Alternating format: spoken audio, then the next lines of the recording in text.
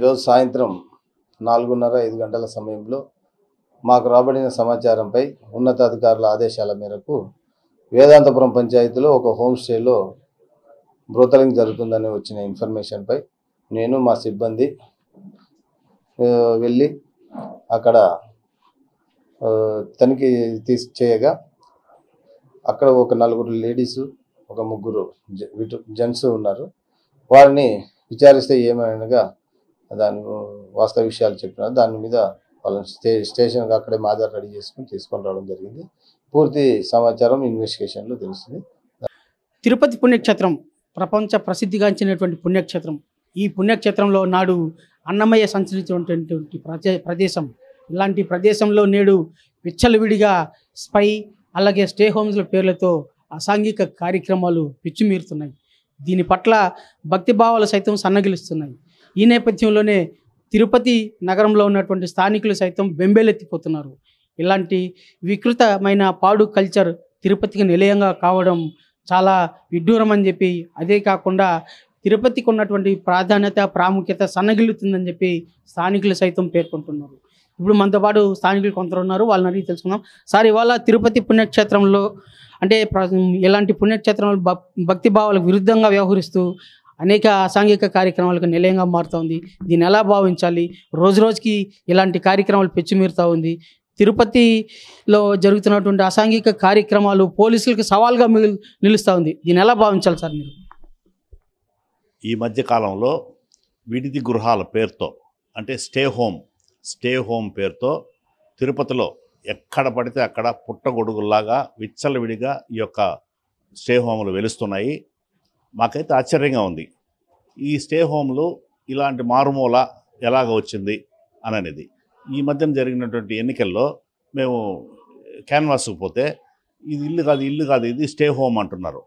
అక్కడ ఈ stay home ఎలా వచ్చింది, దానికి అనుమతులు ఎక్కడ, ఇవన్నీ విచారిస్తే ఏ ఒక్క స్టే హోమ్ కూడా మున్సిపల్ అనుమతులు కానీ ప్రభుత్వ అనుమతులు కానీ పూర్తిగా లేవు. అదే ఒక లాడ్జి కడితే దానికి సంబంధించినటువంటి పన్నులు, దానికి కావాల్సిన రిజిస్ట్రేషన్లు ఇవన్నీ ఉంటే పోలీసులు అక్కడ ఏదైనా అసాంఘిక కార్యక్రమాలు జరిగితే వాటిలో రైడ్ చేయటం, పట్టుకోవటం ఇవన్నీ కూడా జరుగుతుండేది. వీటికి ఎలాంటి అనుమతి లేదు కాబట్టి పోలీసులు కూడా అక్కడ ఫలాంది ఉందనేది వాళ్ళకు కూడా తెలియదు. వీళ్ళు కేవలం ఈ వాట్సాప్లో వాళ్ళ నెంబర్లు పెట్టడం, ఆ వాట్సాప్ నెంబర్ తీసుకునేసి ఆ రూట్ మ్యాప్ తీసుకుని వాళ్ళు అక్కడికి రావటం, అక్కడ అనేక అసాంఘిక కార్యక్రమాలు జరుగుతూ ఉండటం ఇవన్నీ మనకు తెలుస్తూ ఉంది. ఇప్పటి వరకు ఈ యొక్క వ్యభిచార గృహాలకు సంబంధించి అక్కడ వ్యభిచారం నడుస్తుంది అని పోలీసులకి సమాచారం అందితే వాళ్ళు పోయి అక్కడ రైడ్ చేసి వాళ్ళని పట్టుకోవటం, ఇటు విటుల్ని అట మహిళల్ని వాళ్ళపైన కేసులు పెట్టడం, కోర్టుకు పంపించడం ఇవన్నీ జరుగుతుంది. ఈ స్టే హోముల్లో ఇలాంటివి లేవు. ఎందుకంటే అక్కడ ఎన్ని అసాంఘిక కార్యక్రమాలు జరిగినా పోలీసు నోటీస్కి పోవవి. కారణం ఏంటంటే వాటికి రిజిస్ట్రేషన్ కానీ అనుమతులు కానీ ఎలాంటివి లేవు కాబట్టి వీళ్ళకి అనుమానించే ప్రసక్తి కూడా లేదు.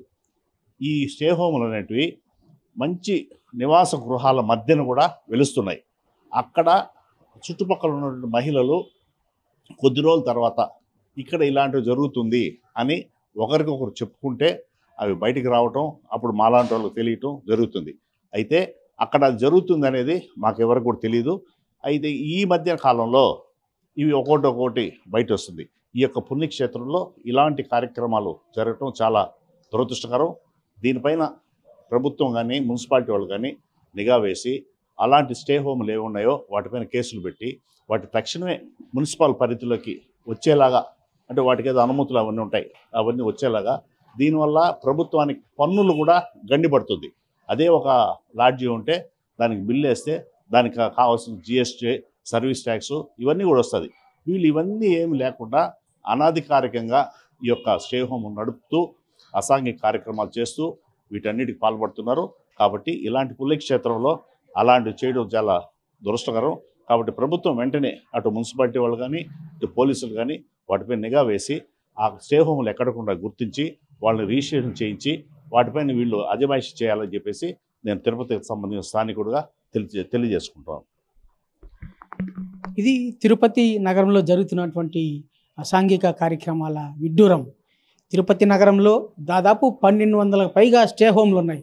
స్టే హోమ్ల పేరుతో అక్రమ లావాదేవీలు కొనసాగించడమే కాకుండా అక్రమంగా వ్యభిచార గృహాలు నిర్వహిస్తున్నారు.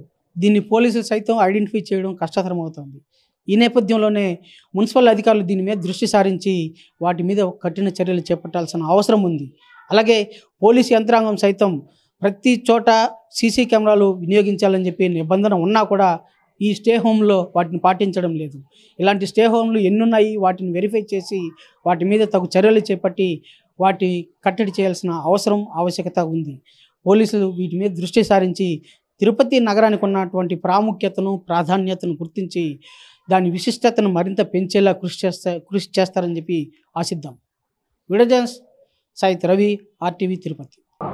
గౌరవనీయులు Tirupati SP L Subbarayudu IPS వారి ఆదేశాల మేరకు తిరుపతి నగరంలో రాబడిన ఖచ్చితమైన సమాచారం మేరకు కొన్ని మసాజ్ సెంటర్లలో, కొంత స్పా సెంటర్లలో వ్యభిచారం జరిపిస్తున్నారు అనే ఖచ్చితమైన సమాచారం మేరకు తిరుపతి పట్టణంలో east inspector, Alipiri inspector, university CI వారి ఆధ్వర్యంలో టీమ్స్గా ఫామ్ చేసి వాళ్లకు సర్చ్ వారెంట్ ఇష్యూ చేయడం జరిగింది.